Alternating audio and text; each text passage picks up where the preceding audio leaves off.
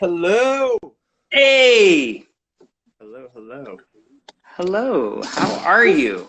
I'm good. How are you? Do I look sweaty? I was outside gardening again. Nice. It is the right Yeah. weather for it, isn't it? Yeah. Well, I mean, after we did our little test teaser yesterday, I stayed outside. I watched a couple of the cars, and then I went in the backyard and I started to turn up, the grass and turn it over and make a 130 square foot garden, like to start that out, to plot it out. Wow. So I was just kind of like taking all that grass and just putting it into like, garbage bags now to clean up the area. That's a process. It is a process. It is a process. But yeah. Oh my God, I have my mug. I was gonna say, show me your mug. My mug is from Shrek the Musical. Yeah. Fantastic. Beware the ogre. Okay. Yeah, oh, I love Nice. it. Yeah. A very vintage 80s looking tap mug. All right. And what are you drinking? I'm drinking green tea, but you want to know something? So when I sent you that message earlier about an hour ago, so everyone, I made a big oopsie, and I thought that this interview started at 12 Eastern Standard Time, where I am over in New Jersey, not Central Time, and so I was sitting down here waiting, and I had poured my tea in, so now my tea is kind of cold, but Oh that's the tea on the tea. I love it. And tell everybody where you're at. Oh, yeah. Right now I am in New Jersey. I am staying here. I live in New York City, but I am back at my parents' house for this pandemic quarantine in New Jersey. This is kind of like my creative area when I'm home. So I have like a bunch of amplifiers here and guitars, and here's my tap floor and some shoes over here and peg legs. Here's like just the main area. Look, Brett Favre. Ooh, yeah, go Pack Go. We're Packers fans Yeah. here. Sorry for the Chicago Bears fans. I know, right? Well, what else? Yeah, that's basically it for this area. I mean, my room is back there, and very strangely, it has like a hole. You see, there's like a brick wall that was painted on, and a hole in it that looks like the continent Australia. I don't know. It's just the way it is. Actually, I got some cool tap things in there. Actually, okay, we're gonna venture in. Let's see. I got these old. Okay, I got this Miller and Ben tap shoe. This is a right foot. I got these when I had two. I got these when I had 2 feet, and so there's a left foot somewhere. I probably took it out to try it, but this is definitely dusty. What do I have here? I have a 2000 and what's the date on this? 2003 boot camp. This is from Ted Levy. Oh, yeah. This is a 2002 New Jersey Tap Ensemble from Max Pollock. And this is a 2001 Paris Man. Yeah. So that is some heavy company. That is that's like my tap, memorabilia hanging around. I love it. From when I was. I love it. Yeah. Those are treasures. Yeah, those are the things we keep forever. And yeah, totally.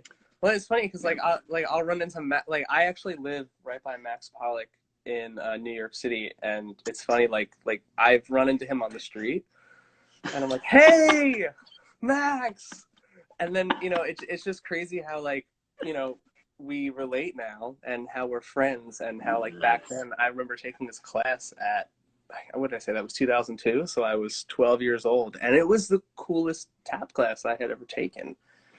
Roomba tap. Yes. Max Pollock. We had him set a piece on Chicago Tap Theater, I think maybe 7 years ago, and it is the hardest piece of rep we have ever had to learn. His rhythms are so intricate, and his style, it's so amazing. I love watching him dance. Agreed. He was probably in my top 3. I know you're going to ask the question, who's your favorite tap dancer? He was probably in my top 3 as far as who's my favorite tap dancer to watch. Yes. And I have another 2 that I enjoy. Awesome. See, look, you actually read those questions every single time I go through the rapid riffs, and people go, oh, that's so hard. I didn't send them in advance. So yeah, thank you. I even have them. I even have them in front of me. I didn't write anything on here. I mean, most, but I at least, yeah, I read through everything and I'm prepared. I even watched Yes. all of Cartier Williams's interview. Oh, Because, nice. Wasn't that lovely? yeah, it was very good. Yeah, what a cool cat. I really like Yeah, him. yeah. Yeah, and the only tea on tap so far that had such a discussion about wrestling. Really, I The only loved what? that. What was that? We discussed wrestling for a decent period Oh, there, right, and right, yeah, yeah, which I thought was great. I love that. I love the things that make us unique in tap dance. I love that, we're not this kind of group that all believes the same way, thinks the same way, has the same right, interests. I love the things that make us special and different. right, yeah, yeah, absolutely. So tell us, what was your first experience with tap dance, either as a viewer or as a doer? My first experience with tap dance was when I took tap. I had started out in like street jazz, hip hop, um, and it was fine. It was okay. Like it wasn't really my thing, but there was something about tap dancing that when I took my first class, I instantly got hooked, and I loved my feet just making all these rhythms on the floor and tapping it out, and I saw myself progressing a lot faster than the other girls in class. I was the only guy in my dance school too.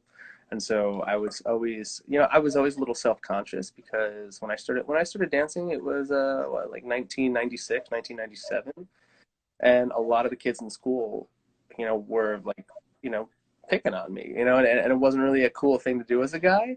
And Mhm. so when I saw myself progressing in tap, I was like, oh, this is cool.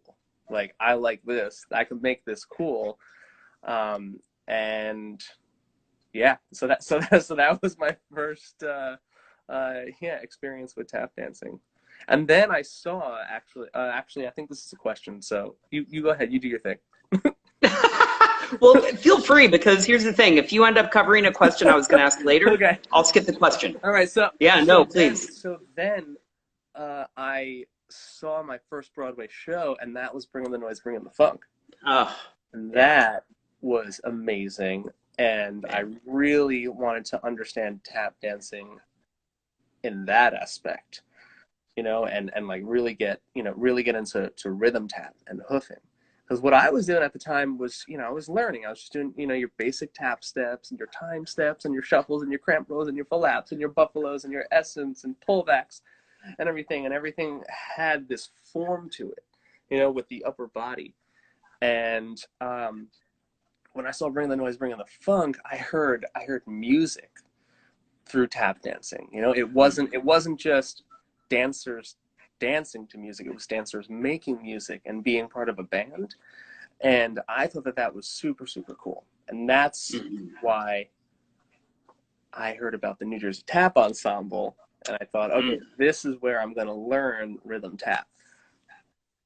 Yes. So tell us about your experience with the New Jersey Tap Ensemble, Yeah. and tell us about the teachers that you got to work with there, Oh, because they've got absolutely. such an amazing part of the tap lineage. Yeah. So when I was 10 years old, I had a couple of friends so a couple of my friends at dance school actually stumbled across the New Jersey Tap Ensemble, the boot camp. And they knew that I was a big tap dancer, and they thought, why don't you come with us? We're going to try out this tap intensive this summer. And I was like, okay. And so I took my first intensive with Sharon Rauber, and my friends got me to stay for Jermaine Goodson. And oh my Nice. God, oh my, and I tell Jermaine to this day, like she scared the shit out of me in that class. I I was like, oh my gosh, like I don't really know if I could handle this. I don't know if I could do this, but I stuck with it until the end. And after that, Deborah Mitchell, who is the artistic and founding director of the New Jersey Tap Ensemble, she came up to me. She said, "Yeah, yeah, I think you got it. Why don't you audition for our company in September, in a couple of months? Mm. And so I auditioned for the company, and I got a call back, and I cried all up and down Bloomfield Avenue in Montclair, New Jersey. I was just so afraid to go to that callback audition. Just 9/11 had just happened, and Mm. I was just overwhelmed with all these emotions. And my father worked in the World Trade Center, and he got out. Mm. He's alive, and he's okay today. Yeah. But all these just emotions ran over me, and I didn't know how to go about it. This is like my first audition for this, professional tap company, and I didn't know what I was doing, and I was in this new area, and I chickened out, and my mom dragged me in, after the auditions were over, and made me sit down with Deborah Mitchell and talk to her, and Miss Mitchell had me write her a letter as to why why I thought I deserved to be to be in the company, and what I love about tap dancing. And she gave me a second chance to come back and Wow. rehearse with the company. So it wasn't really even an audition setting. It was more of work with the company and see how you gel. And we learned. I remember learning the one man for Everybody Loves My Baby, and I just worked with the guys. And Maurice Chestnut set that on us that day. And Maurice was like maybe like 16 or 17 years old at the time. And I just remember really, really clicking with that group of guys, and being really engaged with that choreography. And I don't know, I guess she saw me light up in that Mm. moment, and I got my acceptance letter later that night. And every single Thursday, my mom would drive me up the Parkway 45 minutes to Montclair, and I would rehearse from 5 to 7. And I did that for, about like 9, 10 years, until I started doing it on my own. And now, that company is still active today, and we will still perform to this day. Mm. Tell us about the rest of your lineage. Who are the other teachers and mentors that played a large role in your development? Yeah. Well, my very first tap teacher, who also happened to be my first dance teacher ever, was Miss Joanne. And she was great. She kept me really inspired to dance, and would pull me aside sometimes in class and be like, okay, why don't you try doubles, and why don't you try triples, and always wanted to push me. The rest of the class may not have been getting every step, but she wanted to keep me engaged, and saw that I was moving ahead so quickly. So I really am thankful for her to not let me get bored in class and give up. And then my other dance teacher, Miss Adrian, as well, she was the studio owner.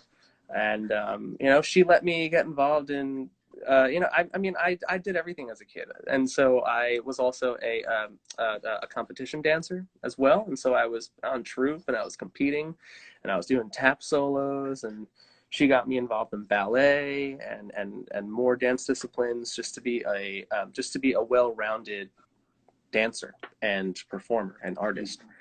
And she let me have a large hand in choreographing a lot of my tap solos when I was growing up, and showing her stuff that I was learning, and how and how to choreograph, and how to put things together in phrases, so that you know you're dancing out there. Yeah. And so that you are making music through your steps.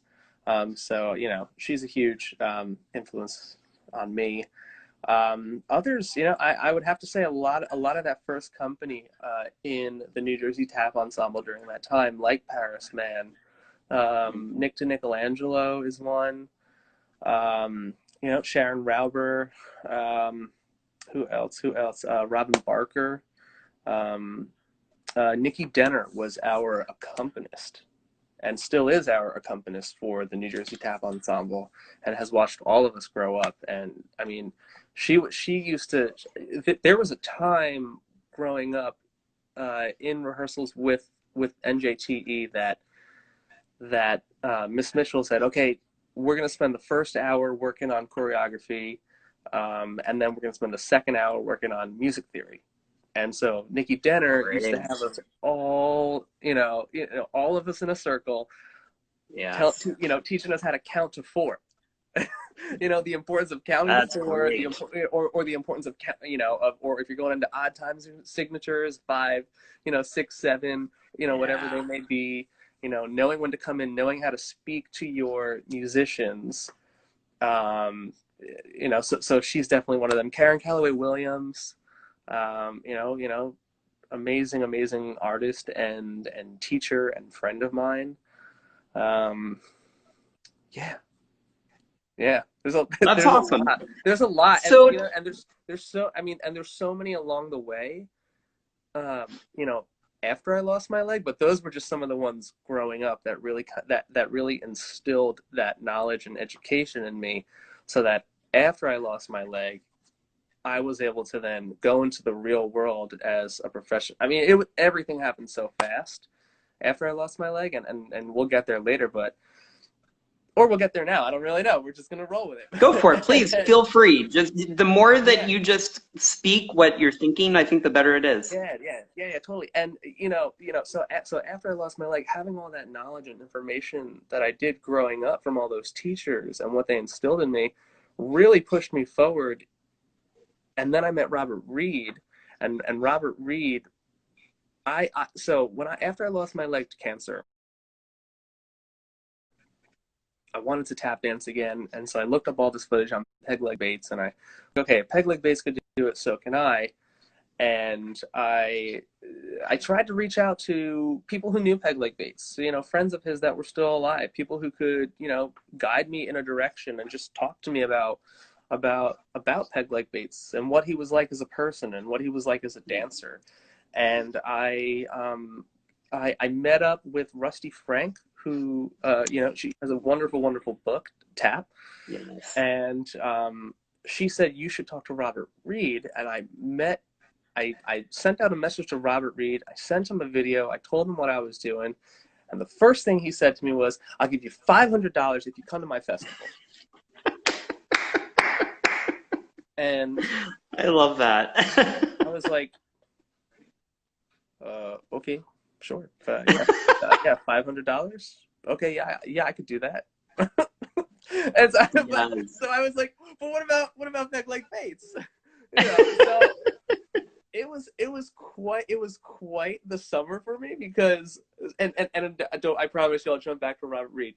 So I wanted to dive back into the tap dance world, after teaching myself how to tap dance again with one leg. And so I remember on Mother's Day, I booked a ticket to go out to California, and I told my parents, I was like, I'm going out to California, and I'm going to audition for Greg Russell's new show that he's doing.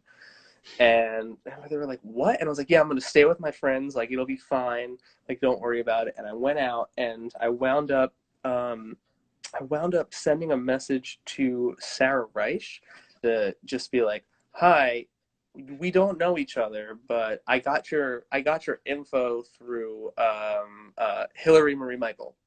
Okay. Mhm. Yes. And Yes.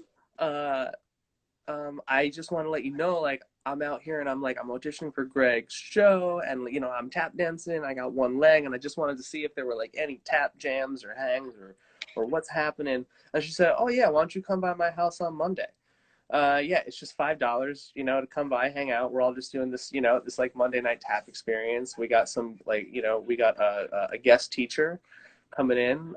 Who was I think it was Anissa who taught, who Mm. was teaching that class that day. And I met everyone out there, and so I showed up, and Chloe Arnold was there. Sarah and Chloe were working on something, and that's when Chloe and I met. And yeah, everything just kind of just went from there. So I auditioned for Greg's show.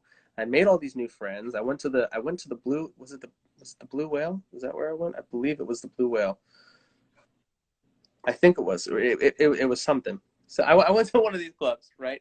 And I performed out there. I went to see Sarah perform with Melinda Sullivan, and Mm. Nico Rubio was there, and we all Ooh, kind of got up at the end, and heavy. we all jammed. And yeah, that's really where I met everyone. And then Robert brought me down to his festival right after that event, and I met Dormisha and Trey, whew, and Bob Shearer and Denise Shearer, and just so many great people down there. And yeah, I mean, I mean, Robert gave me footage and documents and DVDs and everything on peg leg baits and had me Yeah. going around and really showed me the ropes and taught me kind of everything, and told me everything that I needed to do, as a tap dancer, and and and and and how to be, in this industry and with this art form, and to reach out and to speak to others and to talk to them about what I went through, and go to hospitals, and he basically taught me everything, Mm. about what it is that I do now as a motivational speaker and a performer. Um, so I truly owe a lot to him. That's lovely. That's one of the things I remember about Peg was that Hmm. I remember asking he traveled back then with a gentleman named Carl who kind of helped him out and made Hmm. sure everything was copacetic. And I Yeah. remember sitting down and talking to them multiple times and kind of asking about, what do you do the rest of the year?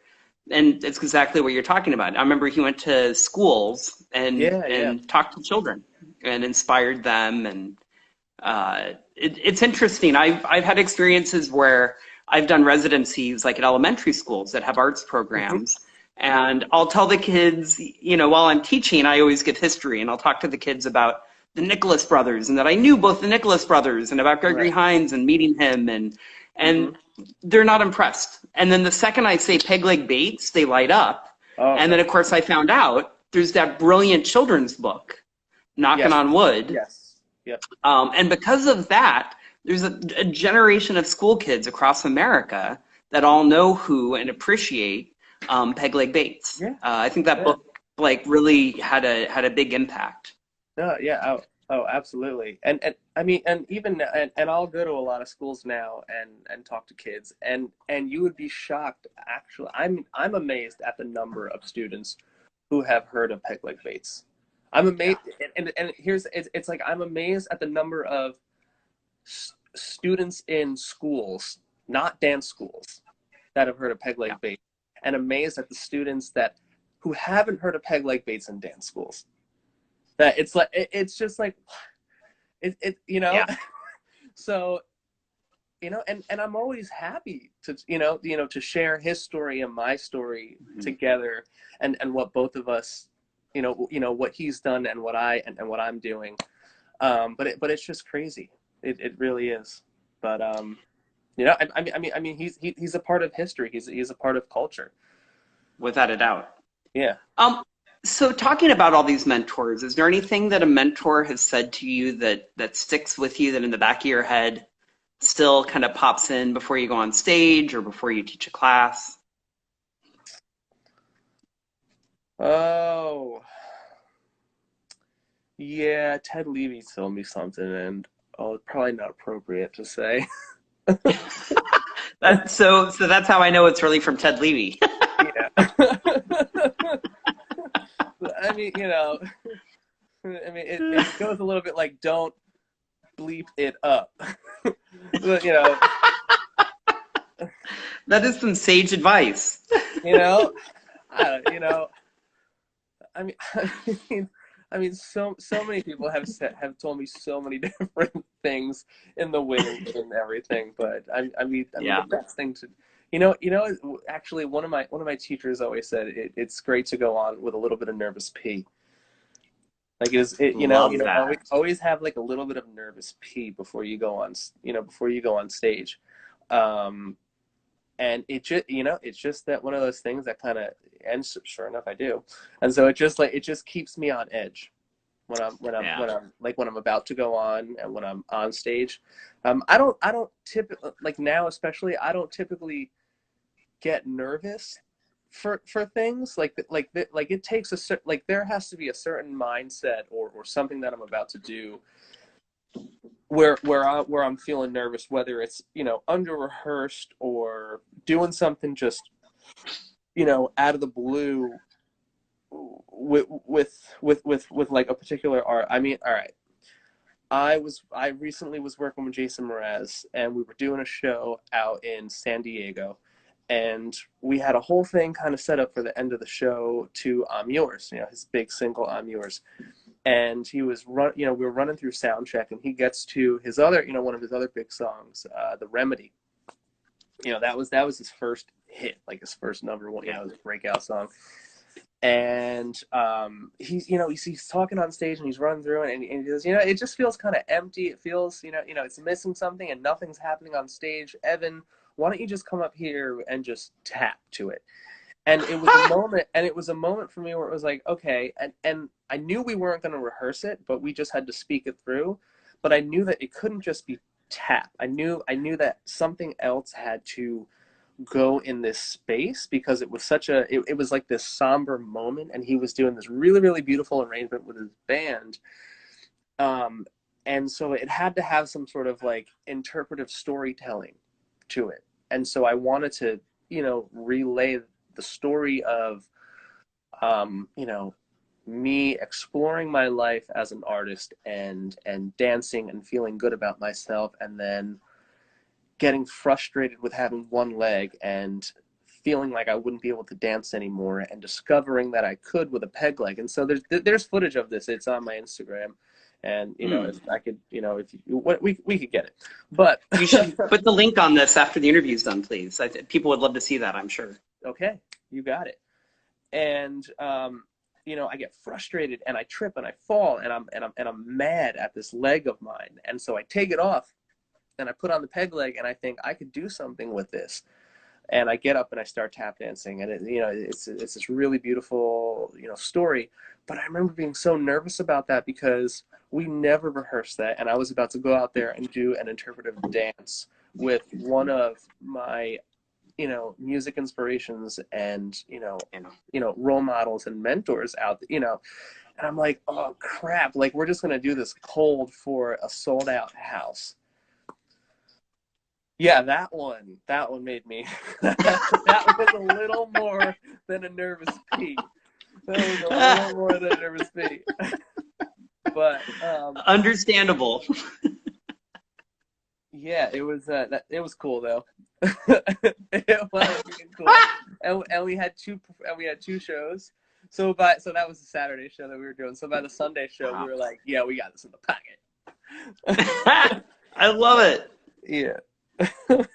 So my next question I'm interested in, because and especially this is good because you grew up doing multiple dance forms. Yeah. And I always kind of preface this question by saying that the word technique is one of those words that I feel like in many dance forms, it has a pretty specific meaning, right, or it certainly can, especially when attached to a name.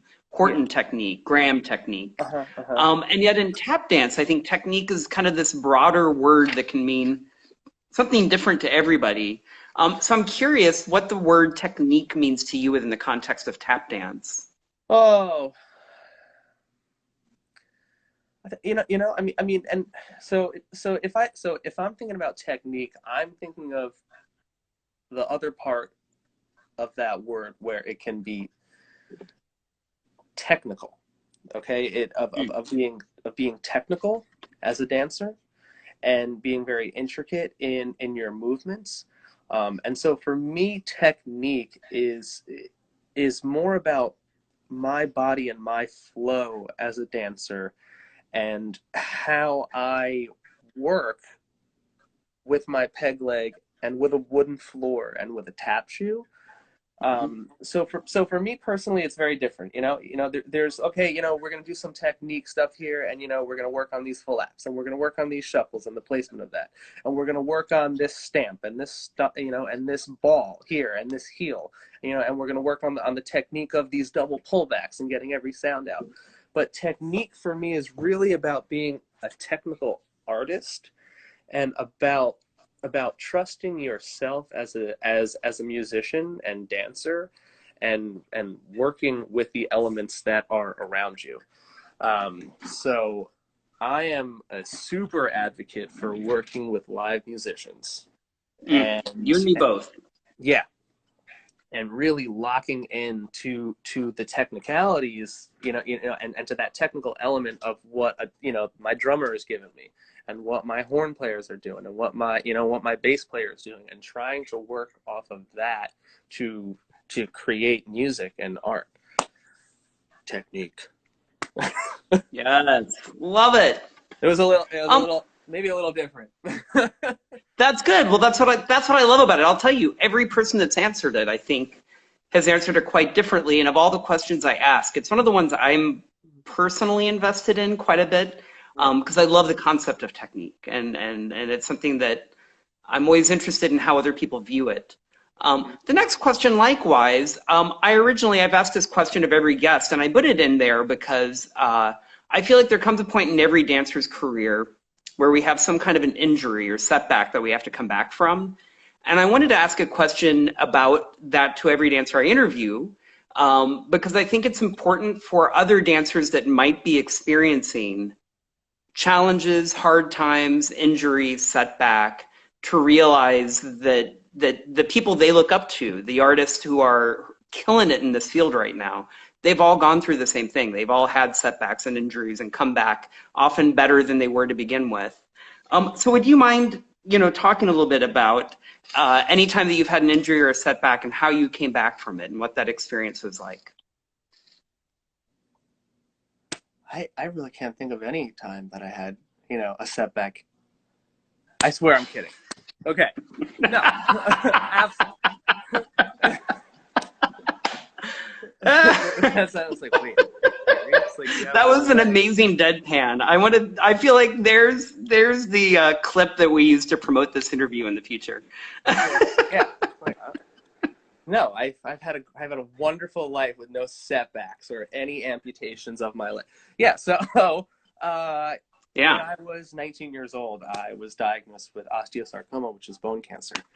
And I went through months and months and months of surgery and doctors telling me that my cancer's gone, and then having more surgery, and then my cancer came back, and now my leg had to be amputated, and now my cancer spread to my lungs, and then the cancer, I had to do 16 months of chemotherapy, and just the emotional investment in that, and the anger and the frustration, um, during that time, forget about even thinking about, being an artist, and trying to just stay alive, and taking every day as it came to me. But yes, there were those days that I would look up Peg Leg Bates and I would see what he was doing, and I was like, okay, like I can do this. I'm going to do this. I remember my way of telling everyone that my leg was going to be amputated was by showing a video of Peg Leg Bates on Facebook, and I remember I said, within a year, I will be doing just this. And like, so many people were shocked and afraid and upset, and they were confused, and they didn't really know how to take it, because that was my way of saying, like, yeah, like, I'm losing my leg, but I'm going to be fine. Like, I'm going to figure it out, and I'm going to make it work. And so I just tried to stay positive the entire time, and go back to school and hang out with my friends. I was in college. I was auditioning for musicals in school. I did Sweet Charity while I was there. I played the role of Herman. I was just this grumpy nightclub owner. And I would get chemotherapy during the day, and I'd go perform at night, and I would just try to find ways to find that normalcy in my life and stay positive. And eventually, I had a peg leg made for myself, and I just retaught myself how to tap dance, and just I just wanted to put rhythms and beats together, and try to use that leg as a new instrument and an extension of my body. And it's been essentially the same design since I'm looking at it now. I was wondering, yeah, has it been iterated upon? Yeah, there's been a couple different. I mean, this is my green one. I just had this one made. and I got a white one over there too. They're all basically the same size piping, and then they're just wrapped in different colors. Um, and yeah, it's been basically the same since the start. I had a crutch peg leg made, and that I think that's what the photo for this interview was. It's the photo I sent. That was the one that was on the front of Dance Magazine. I do a lot of photos in that leg. I think that leg looks really really cool to photograph in, Mm-hmm. and I use it for very very specific um, uh, like very very specifically choreographed tap numbers. Um, it's a little bit heavier than this, and so if I really want to if I really want to feel comfortable and just go to town and Yeah. feel good, I'm 90% of the time I'm wearing one of these peg legs. That again, that one's more like stylistic, really great for photographs. I've had other legs made for different musicals that I've done. Like I did the 6 months of the Toxic Avenger. Not 6 months. I did 4 months of the Toxic Avenger. You know the show? Yes. Yeah, it was the I know Toxic. that film. Yeah. Here we go. Look at this leg. Here we go. This is my closet. This leg is about 15 pounds, and it's made out of a 3-inch exhaust pipe. And What? that piece right there attaches to my socket, and then Wow. it was held in by like a pin right here. This is very heavy, like super super heavy. I would say it's like look, here's the other tap shoe. Here's the left foot. I Hey, love it. there it is. With the Toxic Yes. Avenger DVD. Yes. Oh my What a God. classic. Trauma Films. Yeah. And a Titanic poster back there. So, Evan, the audience for this show is broad, but obviously there's a lot of hardcore tap nerds. Yeah. So can you talk us through a little bit about the opportunities that come about when one dances with a peg? Like, I know that often tap dancers talk about the toe being the treble, the heel being the bass. How do Yeah. you, like, just from a purely mechanical technique standpoint, what are you thinking about when you dance with a peg? Like, how does it work for you musically? Well, you still get. I mean, so with my left foot, here's a shoe. So you still get that, that treble sound on the toe. More of, I mean, more of that bass sound. But then come on, you could bring in the bass. Yeah. And that's what the green one. Some of these are wired. Some of these have a couple different attachments on them to get into my leg. So I think the white one has a little more weight. Yeah, that one's got a little bit of a darker tone to it. So you can really, explore more. I don't want to say everyone, go cut your leg off and see what it's like, but, basically, you heard it here, folks. Cool. No, it's really cool to experiment. Yeah. I mean, I am like crazy about dancing on a wood floor, where like I have been to tap festivals and I have said I cannot dance on this. I need a wood floor. I need, it's not only like a sound issue, it is a safety issue for me at this point, because I will slip, I will fall. I have one leg. It's not a joke, Yeah. I will show you why, for me at least, not only for a sound and being my musical instrument, why it's important that I dance on a wood floor. And if you see all these little half crescents, okay, I am actually hooking into the floor, and that's how I grip. Huh. That is it. I mean, yeah, it leaves a mark, and I get a lot of complaints from people here and there about like, holy crap, this guy just, messed up our floor. And I'm like, well, that's what you get. Yeah, when you let the guy with one leg come in. But I mean, I try to be respectful, and also of course that's what the other peg leg is for. as well, that crutch peg leg is rounded out on the bottom. And so if really it's getting like to a point where like people are like, no, that guy with one leg can't dance here, which has happened, we swap out the leg and we put that one on. So yeah, so you know, that's what that is. But really, I mean, and with that, I don't have that leg here at my parents' house, but with that, I mean, with that leg, you can get a whole bunch of different sounds. And what's really cool is when, oh wait, let me see if I can turn my camera around here. So what's really cool is when, let me get the angle.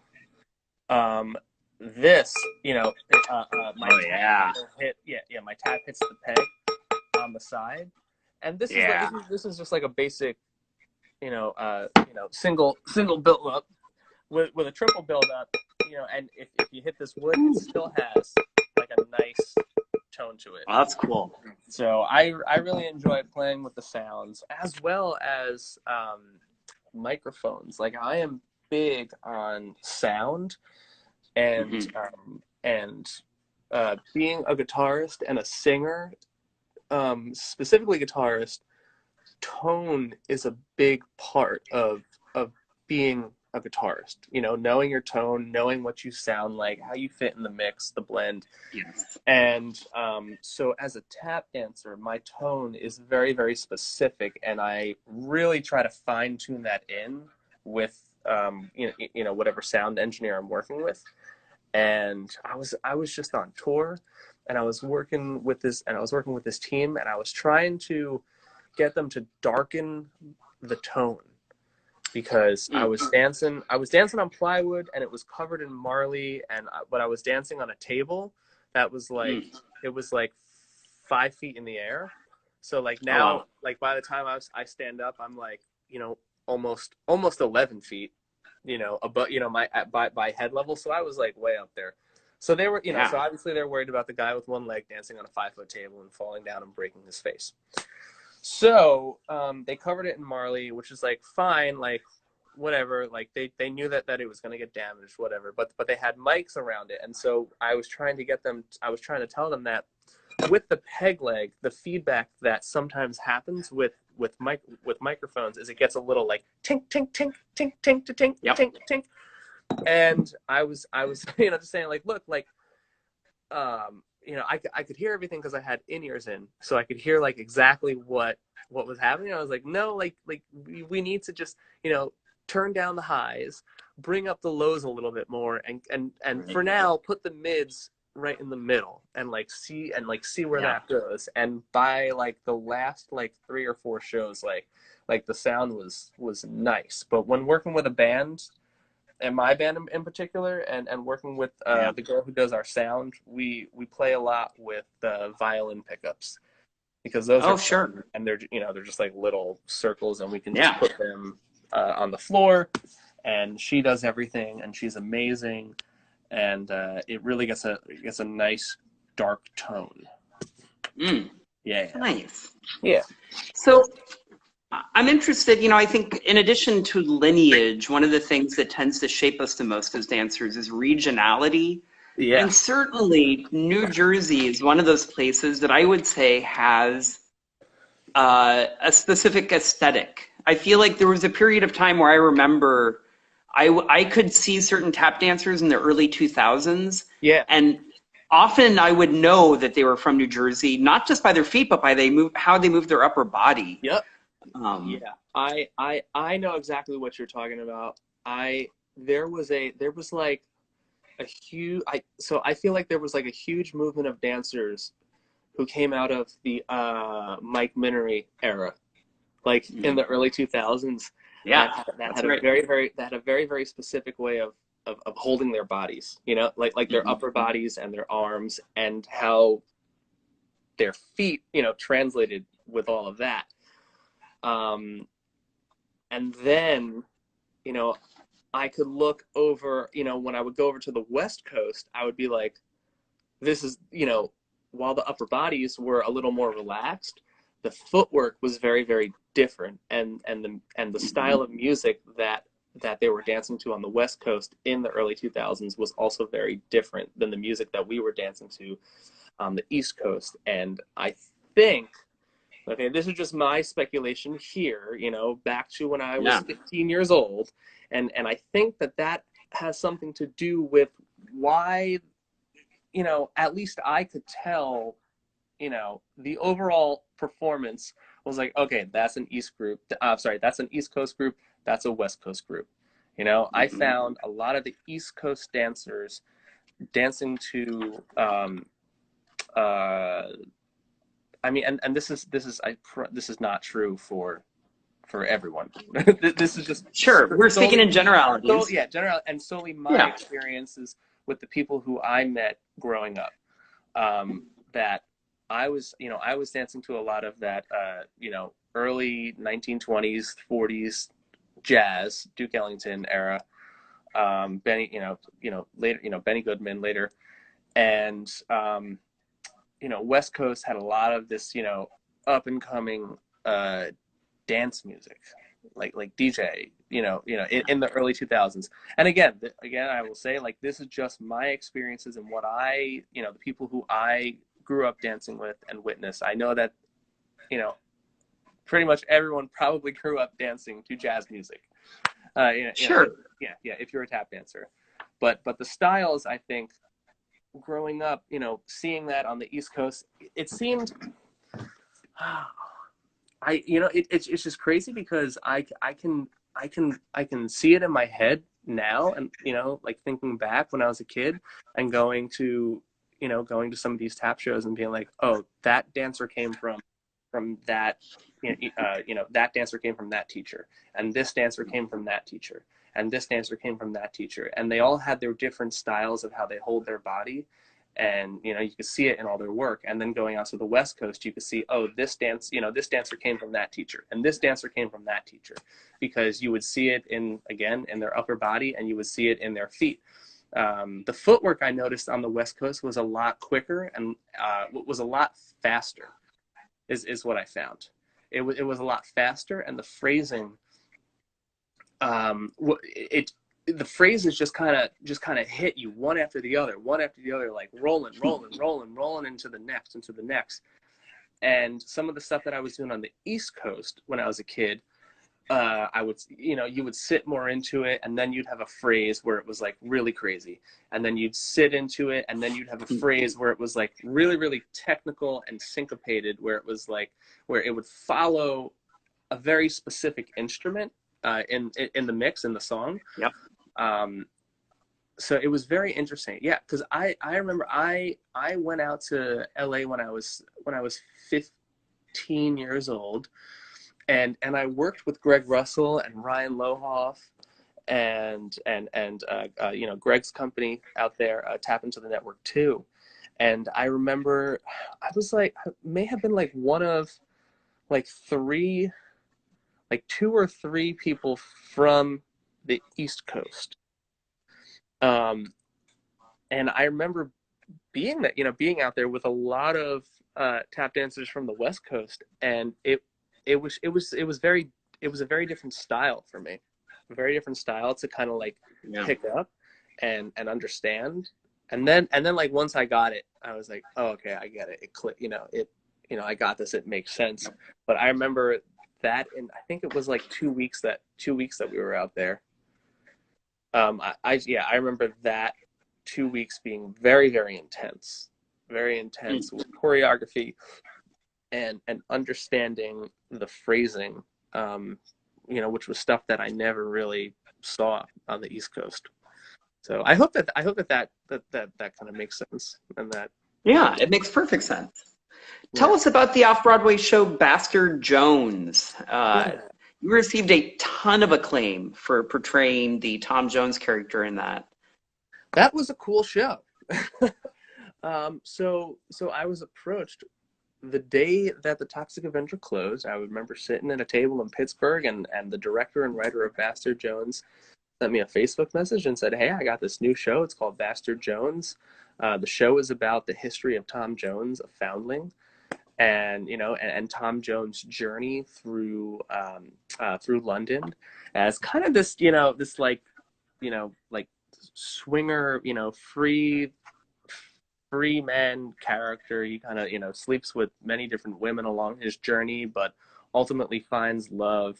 I mean, like realistically speaking, not really a great story to tell in like today's current like who the hell cares about this, this kind of story.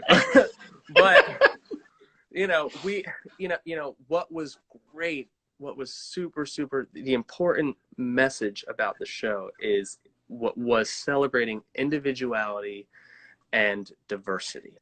And with that, the director cast an entirely diverse gender neutral cast based on what America looks like. And it had black, white, Asian, disabled, Hispanic, and it was great. There was another girl in the show who also had a disability. She was legally blind.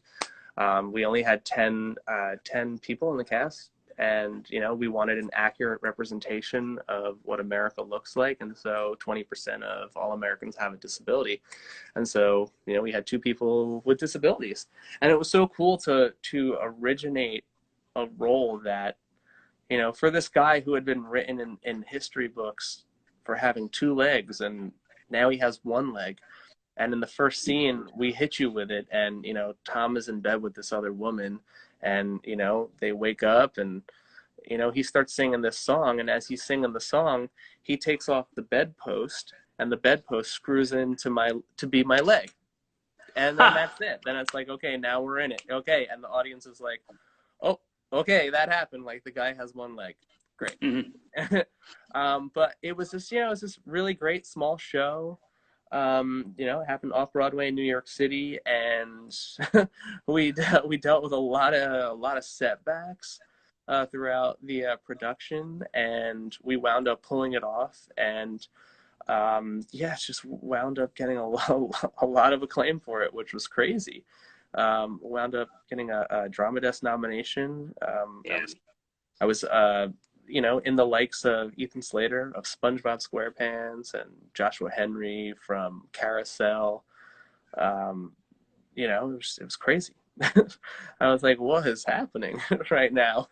I won a Clive Barnes Award for that, and so that was really a special show for me. To basically that was one of my first New York City shows that I kind of just went, musicals. It was, wow. the first New York City musical. And it was a 6-month run. And it had a what? And it was a 6-month run, right? Oh no, that was like a 4-week run. Okay. That was a 4-weeker. That was a 4-week run. Yeah. Yeah. So. New York's hard, huh? Oh yeah, I worked really hard. That was. I got super sick too. Oh. I got so sick during that show. Right before we opened up in Tech, I had absolutely no voice, and I was afraid that I was going to get run out of town before I even started. And then, do they still run people out of town in New York? Is that a thing? If you open a show poorly? I mean, it just closes the show. So basically, but you know what? And then the New York Times came, and they were like, "This." I think I used to have the New York Times thing on my wall from that show and some photos. And oh, am I here? I'm here still? Okay, great. You're here. Something happened on my phone. Great. Yeah, they gave us a good review, which was amazing. Nice. So I was like, okay, whew. And then we finished out the run, and it was great. Yes, I love it. I think this trend now of producers really opening up the casting process and disregarding things that used to be reasons not to hire somebody: race, right, gender, disability. Right. The 2 things that I love that's come out of this is, one, we are now exposed to these performances by artists at the top of their game that we never would have been aware of otherwise. Right.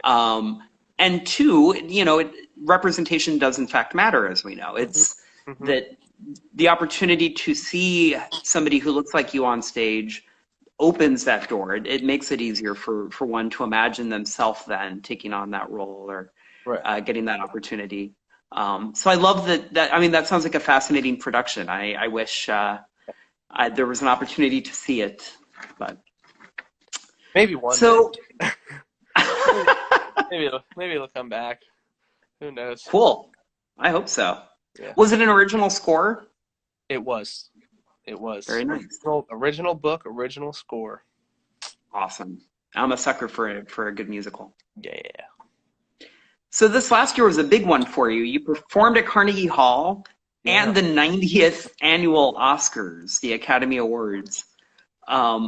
That seems like a pretty big year for anybody.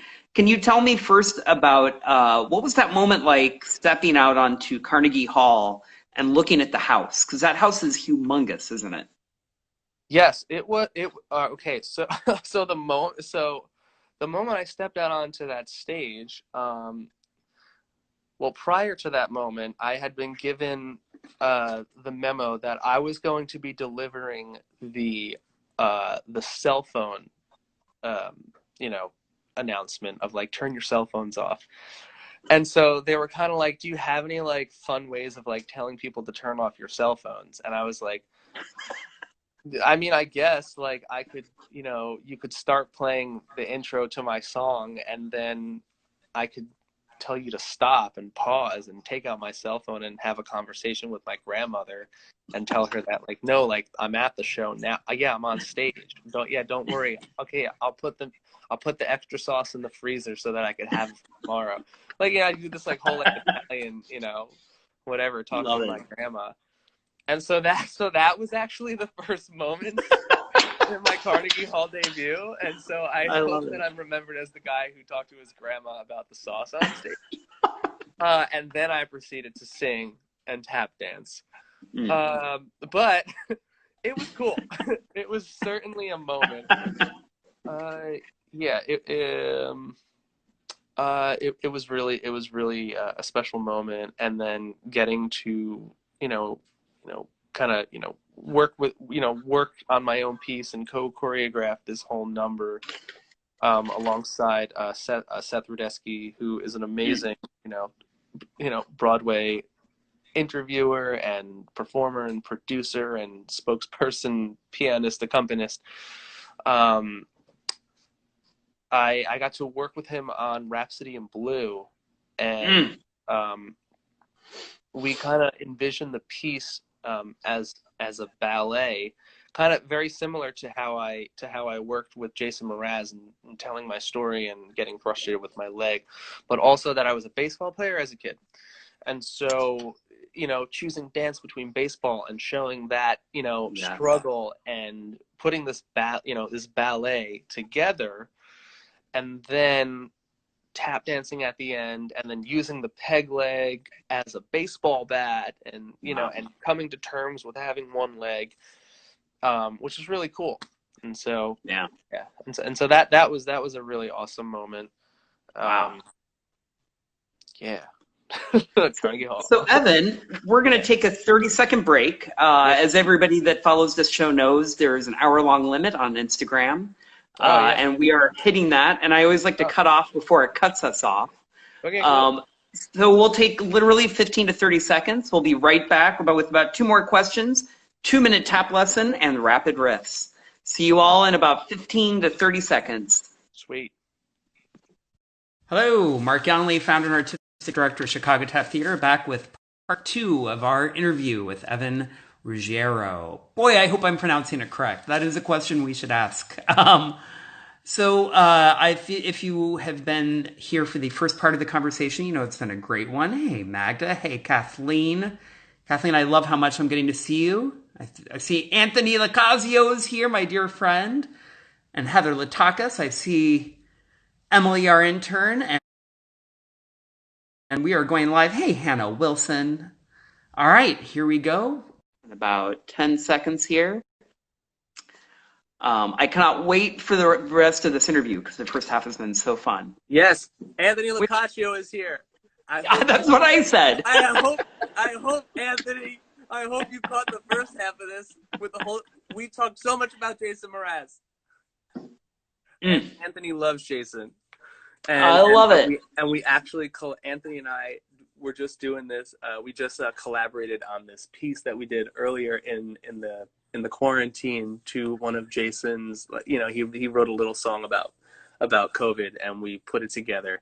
I love it. You know, called Morning Mantra, and so we filmed it up, and then my cousin edited it together, and That's yeah, awesome. we had a fun time. I love Anthony. He is such a breath of fresh air, just such a Yeah. fun energy, and some great stories to tell. And his wife is actually a former colleague of mine here in Chicago, Oh, so sweet. I know Stacy quite well. Yeah.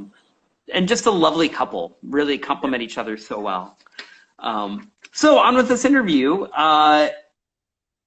So I only have maybe one more question. I'm kind of interested in this. So, you know, working with live music is something that Chicago Tap Theater is incredibly devoted to. We don't perform without live music.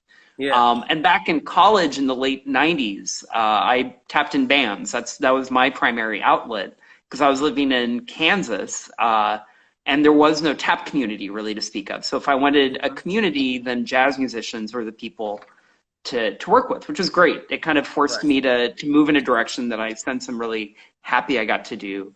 You have your own band, Yeah. Evan and the Seven Legs. Yeah. Tell everybody about what you guys are doing, and tell everybody about the name. It's a great name, I have to The tell you. name, yeah. So the name came from my guitarist.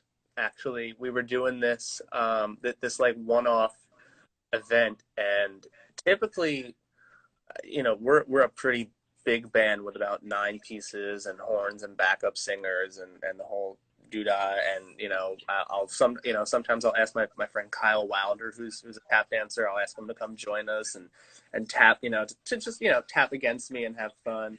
Oh my gosh, we have a guest on the show. My dog just Oh my yeah. goodness. Oh my gosh. Oh, she's so Oh, hot. Looks like she's been outside. what is No, her name? her name is Penny. Hi, Penny. Yeah. Oh, Oh, she's goodness. gone. And No so cameras. yeah, she was like, no.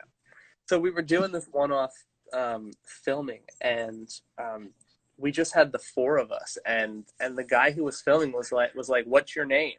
You know, what's your band name?" And I've always just kind of gone as just like a solo artist and just been like Evan Ruggiero, or like, you know, like Lord Pegleg, whatever, you know, like that thing. Um, but I really was like, no, you know, I was like, no, like we're a band, you know, we're a band. And so we should have you know, we should have some sort of name. And my guitarist was like, well, what about Evan and the Seven Legs? Because between the four of us, we have 7 legs. And what if we spell it like S''EVAN?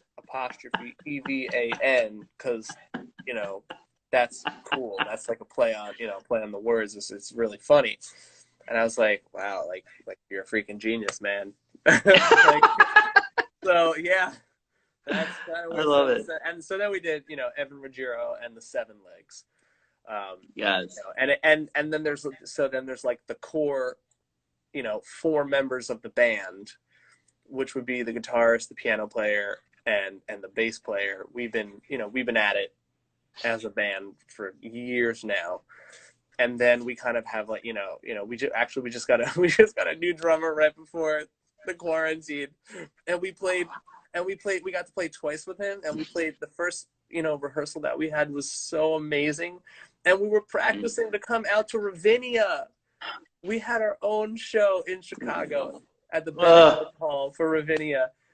And such a cool venue, man. I Ravinia know. is hit. We were like so ready. We were so ready. And then we played with him a second time because we just said, you know what, we're just gonna do like a live stream on Facebook and just play a bunch of songs.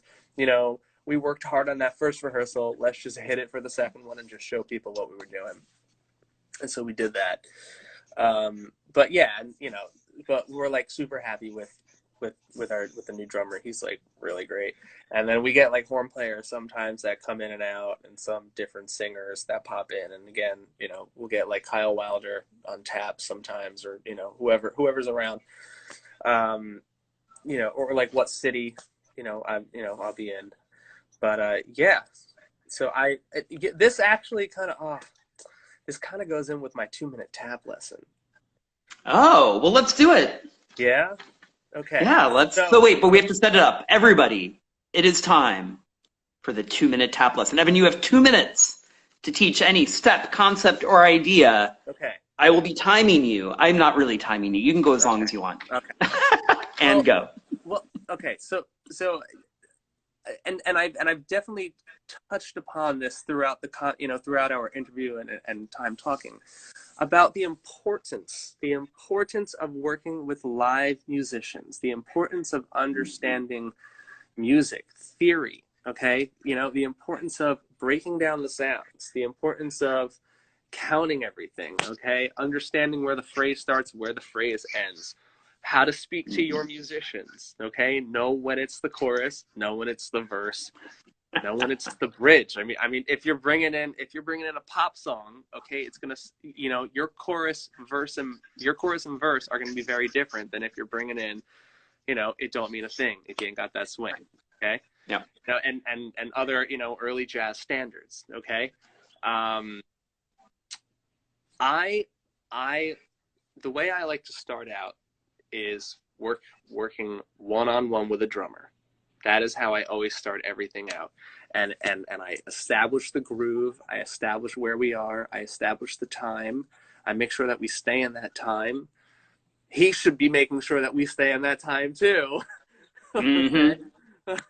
But and then I build it from there. And so it's just super, super important to break away from that track, from that recording, okay, and let yourself be vulnerable, with other people. Because I'm so fortunate that I was able to grow up and have one of my first professional shows with a huge orchestra.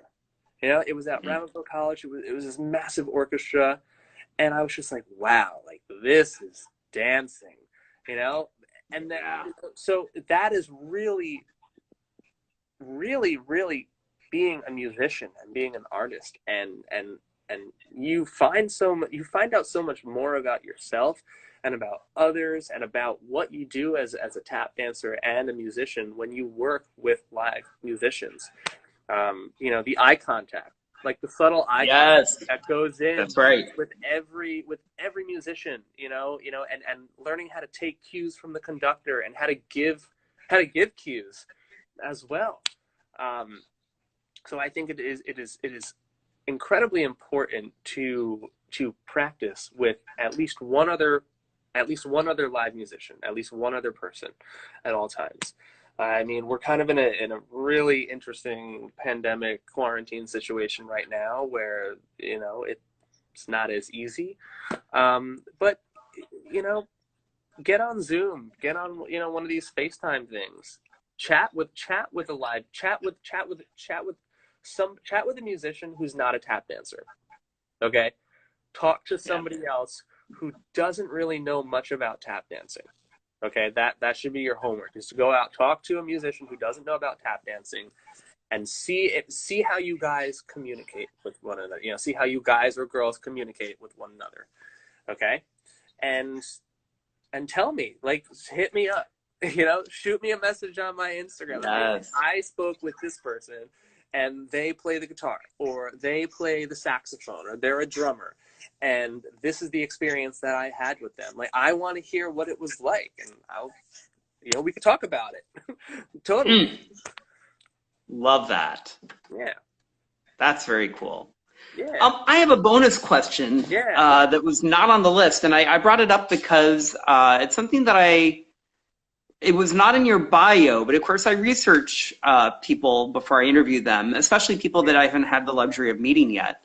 And one of the things I read in an interview with you was you talking about teaching tap dance to students that have two legs and teaching them to feel or to kind of approximate the technique of dancing with a peg. Could you talk a little bit about that? Because I thought that was fascinating. Yeah, absolutely. And that actually was thought of through Jason Samuel Smith. So Jason is a huge, huge peg leg Bates fan. Loves him, idolizes him, and when we met, he was just like, he was his like mind blown. You know, he was just like, oh my god, like I've been, you know, working around these steps for so many years, and I'm a huge fan of peg leg Bates, and you know, now I can finally have a conversation with someone who has one leg and tap dances. And Yeah. so I based the classes around what I saw him doing with using his heel as his, you know, to replicate a peg leg. And I really just worked it out around that. And essentially it's not easy. It's as what I've noticed the last 10 years, you know, in teaching, you know, students how to tap like this. It's sometimes not easy for them to adapt to that feeling. And it takes some time to work it out, but it's really cool to see them thinking about it, and to get them to understand what it's like to, you know, dance a day in my shoe, my one shoe. Yeah. You got that? You all got that? I hope you did. But no, it really, and it's interesting for me to watch them, because the way that I transfer my weight is not going to be the same way that everybody with, you know, anyone with two legs transfers their weight.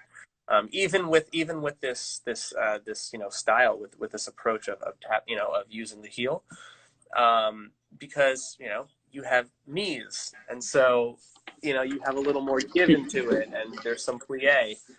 Um, but yeah, it's been really cool, just as, you know, a fun way for kids and adults to say, okay, if I had to make only one sound out of my leg, you know, for the rest of my life, how would I do it, and what would I do, and would I be able to continue tap dancing, you know, of just that, you know, that feeling of not giving up and just wanting to continue, for me, and to show others that this is how I got through it, and this is how I continue to get through it. And so yeah, so we do some peg leg tapping. But now today, today I tend to just call out the steps. I'll just call things out, and I'll have them watch me, and try to and try to decipher and interpret what it is I'm doing. And I think that's a really cool exercise in itself, because Yes. I will be missing sounds like left and right. You know, there's just no way I'm going to make all these extra. You know, there's no way I can make all the sounds on my right peg leg that, you know, everybody's making, you know, with two legs on their right foot. And so I will speak it out, and I will demonstrate it as you know, as a tap dancer with one leg, and watch how they, you know, take those words and what they see and hear and turn it into the choreography. And what I am hoping is what I'm, you know, as to what I'm relaying. And so I hope it comes out in that way. Yeah. Yeah, I think that's really cool. I think that's fascinating. I would enjoy taking a class like that. It's different. All right. Are you ready for rapid riffs? Yeah, let's do it. All right. These are 10 questions. They're going to come at you fast. Okay, I hope I answer them fast. Number one, what kind of tap shoes do you like to wear? So dancer. 2, taps, tight or just a little bit loose? Tight. 3, favorite song to tap to. You get 1. No cheating. Okay. I just want a grummer. I'm sorry, a grummer. I just want a drummer who's in the groove, who's in the pocket. That's it. I'll take it. I'll dance to anything. I just want a drummer in the pocket. Nice. 4, favorite composer. This one I didn't think about too much. This one always gets people. Oh, gosh, you know what? I'm I'm such a rock and roll guy. I'm gonna go with like Robert Plant and Yeah, like Jimmy Page, Jimmy Page, yeah. Do Led it. Zeppelin. Yeah. You're in 4/4 time. Do you count in fours or eights? Four. Favorite tap dancer to watch who is no longer with us? Gene Kelly. Gene Kelly. Favorite living tap dancer to watch? All right. I'm gonna go with Rick Osmond. Do you know Rick? Nice. Do you know Of Rick? course I know Rick. I'm I've gonna go known with Rick Rick. Osmond. I'm Okay. wearing a Minneapolis Yes. Twin Cities Tap Fest shirt. Yes. I'm going with Rick Osmond. Okay. I Yes. I met Rick for the first time. This is like totally, sidetracking your Do it. Do it. I met Rick for the first time in October, like past October, and we instantly just like hit it off. So we started talking first, and I was like, "Cool, yeah." It's like, wow, like this fun guy, totally. And then I Yeah. saw him go out and tap with his brother, and I was just like, dogs, dogs. But I can relate. yeah, yeah, I was just floored. It was Yeah. so amazing, and then just getting to, I just tune into like whatever he's doing, and just You and just me watch. both. Yeah, it's really I'm a he's so much huge fun fan to of the watch. Aussies. Yeah, the other person would have in my top three. I mentioned Max Pollock earlier, Oh, and then the other person I was thinking of also on that list over there, my signed, was Paris Man. Because we did a performance on September 11th at Jackson Memorial High School, Jackson Memorial Middle School, and Paris Man had these long dreads at the time with like frosted blonde highlight tips, and he was doing over the tops, and his dreads were like they were sweeping the floor, and I just remember that, and I'll never forget it. I love it. Favorite choreographed tap piece that you've ever seen or done? Ever seen? Uh, I know now. I know she. I know. Okay, I'm gonna go with Michelle Doran's stance, but I know that I know that she talks about how when the dancers are soloing, it is they're improvising, and it's just an expression, but the structure of her show and how that was, as well as the choreographed group numbers, I thought was just the most mind-blowing piece of dance that I've seen in a very long time. So that was great. What single tap performance that you've seen do you remember the most vividly? Oh, maybe that was the one I was thinking about, Michelle Dorrance.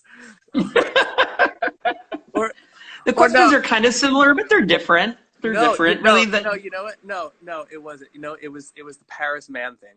That's what I was. That where I told the Paris Man story where he yes, where we were sleeping on the floor. But I have such great vivid memories from when I was a child. So here's another great one. I was asked to do the Shim Sham,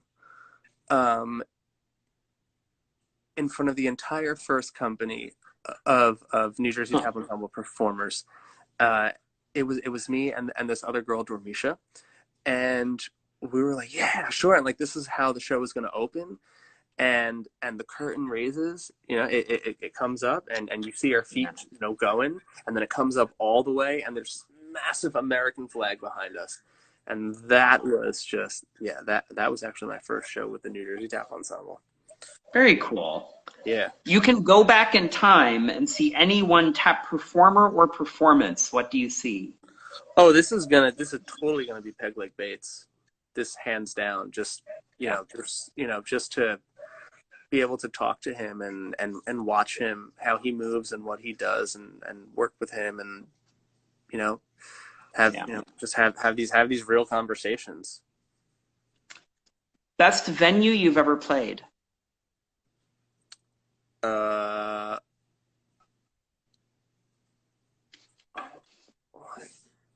The best venue I've ever played. I would. Okay. There are two that come Yeah, so like Carnegie Hall was cool and all, but uh, what there was okay. I did this show in Egypt for the president of Egypt, and we danced at the international uh, uh, like what was it called? The International Conference Center, I think what it was. It was in the middle of the South Sinai, like by the actual Mount Sinai, like in the middle of the desert in the Middle East. There's this beautiful, beautiful space, and there may have been about like 5 to 8,000 people in it, of just like that had no idea that an American was performing, singing and tap dancing, and it was just really cool to dance at that space. And then what was the other the I think it was the Arena Stage in DC. Here's like both of these are like two like political things, and this was a show that I did with Joe Biden. With Joe and his wife Jill Biden. Yes. Jill. Saying Joe and Jill I together. I agree. They really should have thought that out before getting married. But I did hit it was the inaugural of the Biden Cancer Foundation. That he started this foundation for his son who died of cancer, and so they invited me to come perform and speak, and that as well was a really cool space. These are like big, like almost like dome theatrical, like dome theaters. So cool. Is what these are. So that was cool. Love it. Yeah. Finally, second step of the Shim Sham. Do you start on the 4 or the 1? Here we go. The 4. Yeah. Or the 1. Yeah. 1, second step of the Shim Sham. 3, 4, and a 1. Oh no! Hold on. The second step. The second step. Step, out, in, and 1. The and. No, I started on the and. What? The and? Yeah, right. So 1, 2, 3, 4, and 1, and 2, toe, heel, step, and 2, and 4, right? And that makes sense. That makes sense if you count it that right. Yeah, right. All right. Hannah Brady says and a 1.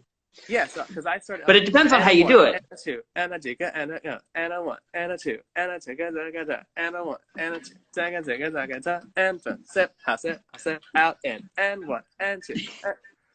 All right, and you know what? I'm gonna throw it back to Cartier's interview, because I watched this part in particular of his interview, and I cannot agree more with what he said. Okay, because I go to these festivals around the country, all right, and I don't stand in the back like Cartier. I stand in the front, and I probably look like a damn fool, because I learned the Shim Sham from Miss Mitchell. Okay, and it started on the and of 4. So and 1. Very good. And a 1 and a 2, right? Then, sure. If you want to start on the 1, I took a class with Savion. Savion started on the 1. That's fine. At other places around the country, around the world, they were starting on the 1. That's fine. You just make it happen. You just do it. Fine. Yeah. Not a big deal. Then I start going to tap festivals, and then there's the part that people start stopping and they're going, "Can't beat them, can't beat," or whatever, "can't beat." And I was like, when did this happen? Then sometimes people are soloing in that section. Right? People are soloing, then they throw it to me, and I'm like, what's that? So I'm out there in the front, in my one leg, looking like a damn fool, because everyone's got their own renditions of the Shim Sham, and I can't keep up. And now I love it. You got the handography with the pulls. Yep. Oh yeah, that's right. I just can't. Little tribute to Brownie here in Chicago. Yeah. It is, yep, I know.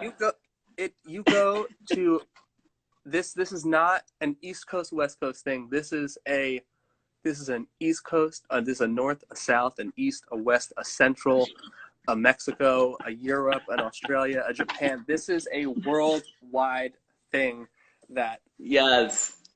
we are not on the same page, and that is fine. That is totally fine. It's totally That is fine. I agree. And it's what makes the Shim Sham the Shim Sham. Yes. I'm gonna get so many It is a calls. sham. I'm gonna get a lot of slack for that one. So, Evan, before I ask your last question, I have to say a few things. I want to thank Leah, our marketing director and tech guru. I want to thank our staff, Molly, Ali, Sarah, the amazing Jennifer Yonley. I want to thank our interns, Ali and Emily. I want to thank all the dancers at Chicago Tap Theater. Dancers, please remember, we're doing all this until we get to hit the wood again together. So Yeah. I want to thank all of you for joining us. I want to remind you all that Heather Cornell is doing a film footage and discussion hour over on Zoom at 2:30 Eastern, which is 1:30 Central. That's in 3 minutes. I know that originally the room had sold out, so she expanded the size of the room. If you don't have tickets, you can go to manhattantap.org/Heather Cornell Tap Dance and RSVP. Man, if you haven't hung out and heard Heather Cornell talk about tap dance and watched footage of the amazing Manhattan Tap, speaking of Max Pollock, boy, do you owe it to yourself to go do this. So please pop on over, check out Heather Cornell. I want to remind you that our book club is on every Friday. We're reading Tapping the Source by Brenda Buffalino. Brenda is in the room with us every Friday. And again, she's a foundational figure of modern tap dance. So you owe it to yourself to spend a little bit of time with the amazing and historically important Brenda Buffalino. We will have a new episode of Tea on Tap next Thursday and Sunday. Wednesday, Chicago Tap Theater is offering tap classes. I want to thank Evan, but first, the final shuffle. Evan, when you shuffle off this mortal coil, how do you most want to be remembered as a tap artist? I would just like to be remembered as somebody who tried their hardest, who just who just tried to be in the right place at the right time, and do the right thing, and just I just tried to like live my life and just be a good person. And someone who had fun and who was smiling. I love it. Evan, what a sincere pleasure getting to know you. As I said earlier, you're the first guest that we've ever had that I have not ever met in person. After interviewing you, I can't wait even more to finally get to share the wood with you someday and maybe a coffee or a beer. Absolutely. Thank you. Hey, hopefully Virginia comes through, and we'll come out there. If it does, make sure you hit me up. I will. I told that story yesterday. I want to tell the rest of the people who are in here that when I was supposed to go out to Ravinia, we were going to do this not online. We were going to do this live performance with my band. And we were so excited because this was the first time that my band was getting flown out, as a full band. A lot of times it's just me or it's just me and, a guitarist or a piano player. And we were super excited to do this. And WGN contacted me about this. And I was like, yeah, let's do it. And shortly after that, Mark, I saw you performing on WGN, and I was like, oh, look, it's a band. And tap dancers and singers and everything on WGN. Wow, this is great. And I was just like, yeah, like, wow, this is what we're going to be doing. And I showed my band members, and we were all just so excited. So thank you for being a part of, of that excitement. And it was a great performance. And, we were really, thank you. Happy to watch. And, hopefully we'll get to do that, in the future. Yes. Yeah. Well, thank you so much. And I appreciate everybody joining us. I will see you all in the next episode of the Tea on Tap. See you. Bye. Bye.